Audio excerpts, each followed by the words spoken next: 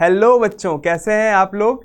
और आज के जो टॉपिक है हमारा इवोल्यूशन मेडी ट्यूटोरियल से मैं स्वागत करता हूं आप सभी का अपनी शानदार क्लास में। तो हम लोग को पढ़ना है आज एविडेंसेस ऑफ इवोल्यूशन में अडाप्टिव रेडिएशन। तो बच्चों, एडाप्टिव रेडिएशन से हम लोग को सिंपली ये समझना है कि एक कॉमन एंसेस्टर से जो डिफरेंट टाइप ऑफ स्पीशीज है वो इवॉल्व हुई। क्या हुई? इवॉल्व हुई।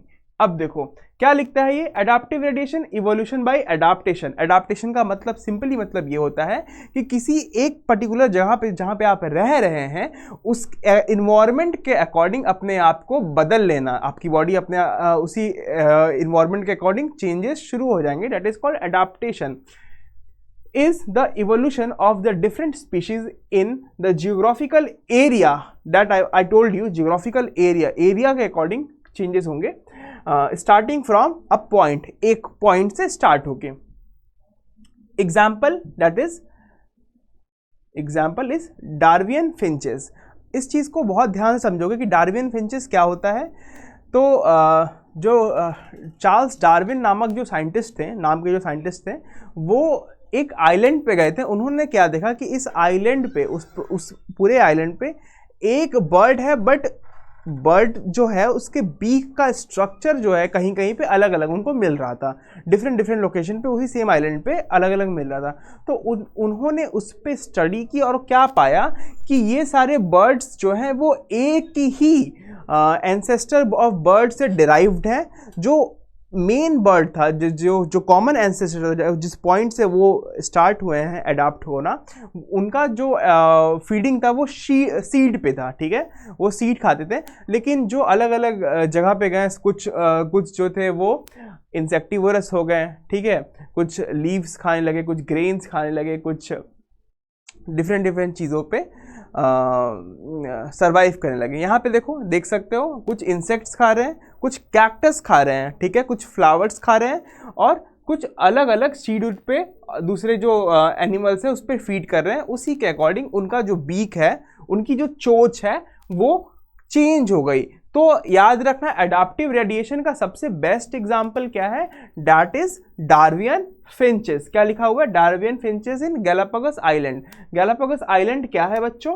तो ये वो आइलैंड है जहां पे चार्ल्स डार्विन गए थे। उस आइलैंड का नाम है, क्या नाम है? Galapagos island. और किससे गए थे? अपनी शिप से गए थे। उस शिप का नाम क्या है बच्चों? उस शिप का नाम है HMS beagle. Okay, another example is the Australian marsupials. ठीक है, ये ऑस्ट्रेलियन मार्सुपियल्स एक कॉमन एंसेस्टर था, फिर उससे डिफरेंट टाइप्स ऑफ एनिमल्स बन गए। तो यहाँ पे देखो क्या लिखा हुआ है, मार्सुपियल रेडिएशन। एक कोई मार्सुपियल एनिमल था, उससे क्या बन गया? तस्मानियन वुल्फ बन गया, टाइगर कैट बन गया, बैंटेड एंटीटर, मार्सुपियल रैट, कैंगारू, बॉम्बैट, उसके बाद बेंडिकोट, कोरल, फिर शुगर ग्लैंडर और मार्सुपियल मोल। ये सब क्या है? अडाप्ट हो गए हैं एक कॉमन एंसेस्टर। कौन है वो? मार्सुपियल। नेक्स्ट देखो, तो हमें क्या मिला इससे? हमें मिला अडाप्टिव रेडिएशन, जो कि किसी एक पॉइंट से स्टार्ट हो रहा है और लोकेशन के अकॉर्डिंग जो एनिमल है वो अपने आप को अडाप्ट कर रहा है। उसका एग्जाम्पल क्या है? डार्वियन फिंचेस और Australian marsupials. Another example of the adaptive radiation that is placental mammal in the Australia. Australia में ही एक और मैमल था that is called placental mammal, जिनके पास ऑब्वियसली प्लेसेंटा प्रेजेंट होता है। तो उससे बने मोल बना, एंटीटर बना, माउस बना, लैमर बना, वुल्फ बना, बॉम्बकैट बना और फ्लाइंग स्क्वेरल बना। It is the three example that several time asked in examinations of the example of the adaptive radiation. Sorry. Okay, when more than one adaptive radiation is appeared in isolated geographical area, it is results in the convergent evolution. Very important point. जब एक ही geographical area में दो adaptive radiation हो रहे हैं तो वो किसका एग्जाम्पल हो जाएगा? वो उसको क्या बोल देंगे? This type of evolution is called convergent evolution. Okay, क्या बोल रहे हैं इसको? Convergent evolution.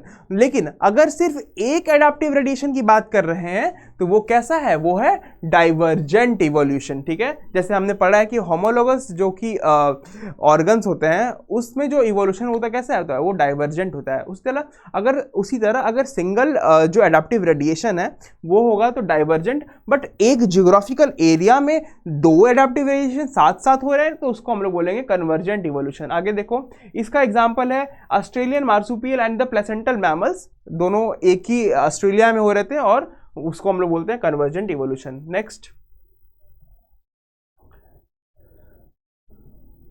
देखो कैसे है, कैसे कन्वर्जेंट हुआ। जो मोल था वो बन गया मार्सुपियल मोल, एंटीटर बन गया numbat mouse is called marsupial mouse, lemur is called spotted cuscus, then flying squirrel is called flying phalanger, wombat Tasmanian tiger cat, wolf is Tasmanian wolf.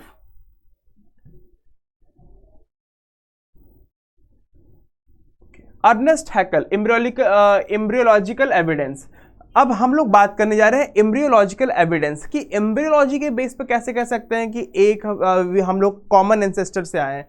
तो अर्नेस्ट हैकल नाम के एक साइंटिस्ट है, he observe that all vertebrates embryo have some common features based that are absent in adult. जो form होने का feature है, suppose करो कि एक फिश फॉर्म हो रहा है, उसका जो एम्ब्रियोलिकल पीरियड है वो एक रेप्टाइल और एक मैमल, तीनों में कुछ कुछ सिमिलैरिटीज पाई गई। क्या की पाई गई, similarities.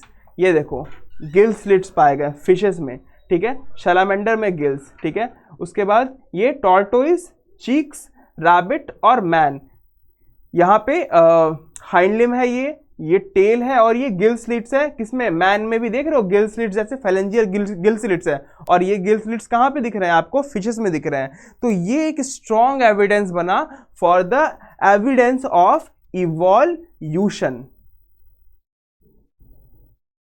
All vertebrate embryo including the human develop vestigial gill slits. Yes, ये very true है। When जब हम लोग अपने डेवलपिंग फेज में होते हैं, लाइक जब इनसाइड द मदर वॉर्म, तो हम लोग में भी एक वेस्टिजियल फेलेंजियल गिल स्लिट्स होती है just behind the head, but it is function only in the fishes, not found in the other vertebrate. Okay, this is the see the structure. ये है फिश के गिल स्लिट्स, रेप्टाइल के gill slits, ये है birds और human के gill slits. See that structure, okay, gill slits. So now it's very clear. However, हालांकि Karl Ernst von Baer rejected this proposal. तो याद रखोगे अर्नेस्ट हैकल को कौन रिजेक्ट कर रहा है, तो कार्ल अर्नेस्ट वॉन बेयर जो थे उन्होंने इसको रिजेक्ट किया था। He noted that the embryos never passes through the adult stage of other animal. उन्होंने क्या बोला, ही नोटेड दैट एम्ब्रियोज जो है never passes through the adult stage, वो कभी जो एडल्ट स्टेज है उससे पास नहीं कर रहा है दूसरे एनिमल्स के।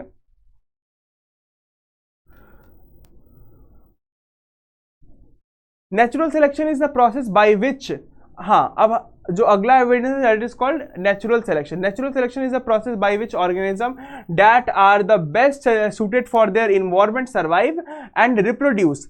एग्जाम्पल,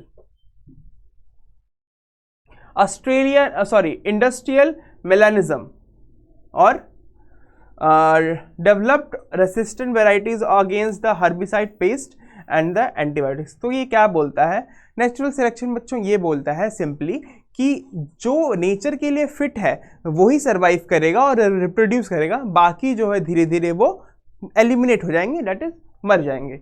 सो क्या बोलता है, natural selection is the process by which organism that are best suited for their environment, जिस इन्वायरमेंट में वो रह रहे हैं उनके लिए जो बेस्ट होगा, इसका मतलब बेस्ट जीन्स का सिलेक्शन होना चाहिए उस पर्टिकुलर इन्वायरमेंट को अडॉप्ट करने के लिए to survive and reproduce. Okay, that is called natural selection. इसका एग्जांपल है industrial melanism. These are the example of the natural selection by the anthropogenic action evolution due to human activities, ठीक है। इसको हम लोग बोलते हैं इंडस्ट्रियल इवोल्यूशन में क्या हुआ, 1850 के टाइम पे जो यूरोपियन कॉन्टिनेंट है वहाँ पे कई सारे इंडस्ट्रीज लगे और 1920 तक आते आते ये देखा गया कि बहुत सारा ब्लैक शूट जो था वो अपीयर होने लगा on the lichens, on the जो भी वहाँ का फॉरेस्ट है उसके नियर। तो उससे क्या हुआ, दो तरह के मॉथ थे हमारे पास, एक वाइट था और एक ब्लैक था। तो जब जब ब्लैक शूट जो अपीयर होने लगा लाइकेंस के ऊपर, प्लांट्स के ऊपर, तो उस ब्लैक शूट में ये ब्लैक वाले इजीली छिप जाते थे, ठीक है। मगर ये जो वाइट वाले थे ये तो जनरली अपीयर हो गए, तुरंत दिखने लगे, तो जो दिखेगा वो प्रीडेटर्स द्वारा मार दिया जाएगा। तो प्रीडेटर्स जो थे इसको अपना प्रे बनाया, शिकार बनाया, और ये इनकी पॉपुलेशन बढ़ गई और इनकी पॉपुलेशन खत्म हो गई। That is called industrial melanism.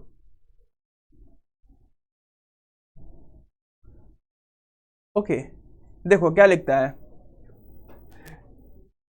England before industrialisation 1850 there is more white wing moth, ठीक है, वाइट विंग मॉथ जैसा कि मैंने बताया ज्यादा होता है on the trees then the dark और मिनरलाइज्ड मॉथ्स, ठीक है। आफ्टर इंडस्ट्रियलाइजेशन 1920 में more dark wing moths and less white wing moths, ठीक है।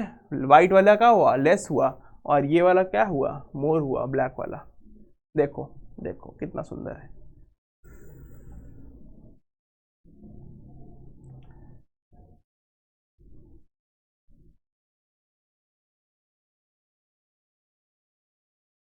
Okay, before industrialisation there was a thick growth of the white colour lichens covered the trees, ठीक है, जिसमें white वाले छिप जाते होंगे। In the background the white wing moth survived but the dark coloured moths were picked out of by predators. लेकिन after that उल्टा हो गया, बैकग्राउंड ब्लैक हो गया, तो ब्लैक वाले छिप जा रहे हैं, वाइट वाले दिख गए।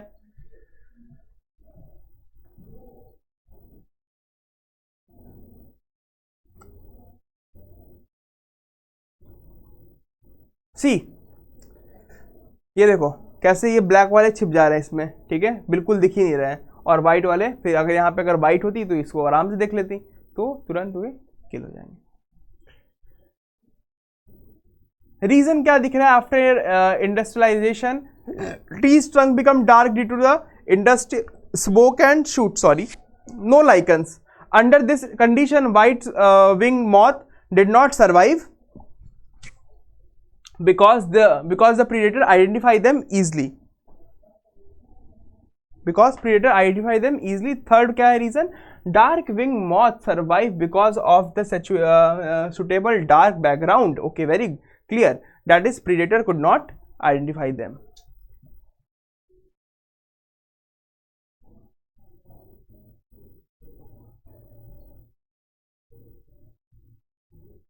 okay, theory of biological evolution, theories of biological evolution, ठीक है।